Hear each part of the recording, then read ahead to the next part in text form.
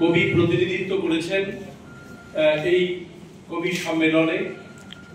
আজকের এই কবি সম্মেলনে উপস্থিত থাকার খুঁটিনাটি সমস্ত কিছু গাইড করে আমাকে সহযোগিতা করেছেন প্রদীপ কুমার মিশ্র, দীপক পান্ডা এবং দুলাল সুর। তাদেরকে আমি আমার আন্তরিক কৃতজ্ঞতা জানাই।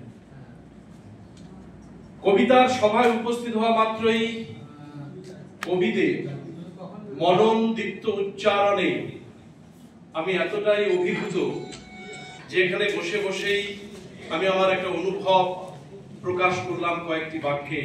প্রথমে আমি সেটুকু শোনাই, তারপরে যেটা আমি তৈরি করে এনেছি কবিতা পড়ব বলে সেটা শোনাব। কবি সমুদ্রে আমি কবিতা হেরে যাওয়া মনকে হঠাৎ বিজয়ী হওয়ার স্বপ্নে বিভোর করে। কবিতা আমাকে হারিয়ে যাওয়া একটি দ্বীপের ঊষর ভূমিতে বিজয়ের পতাকা উড্ডীন করতে সাহস যোগায়। কবিতা আবার মনুষ্যত্বকে উত্তীর্ণ করে মানবিকতায়। ছোট্টবেলায় সুতো দিয়ে একটি হাঁসের ডিমকে দুভাগ করে দু ভাই বোনকে খাওয়াতেন মা।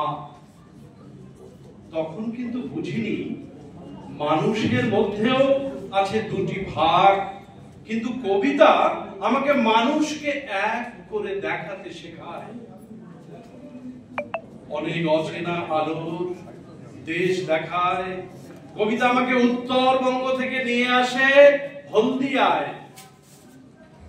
ভালোবাসার ঢেউ তোলা নদী পেরিয়ে কবিদের এক গহীন সমুদ্রে, যেখানে কবিরা সযত্নে শব্দ বলে অক্ষয় অক্ষর মালায়।